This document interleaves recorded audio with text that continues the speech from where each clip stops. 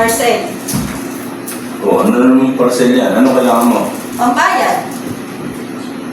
Ano naman parcel yan? Kakarating lang isang parcel mo. Para saan na naman yan? Pampaganda. Pampaganda? Oo. Kailangan pa ng pampaganda. Siyempre, pogi yung asawa ko. Siyempre, kailangan ko ng pampaganda.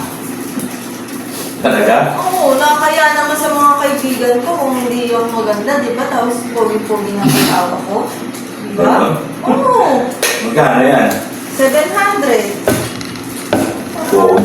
Pogi-pogi mo. Dapat ako din, di ba? O, 700. Kaya 1,000.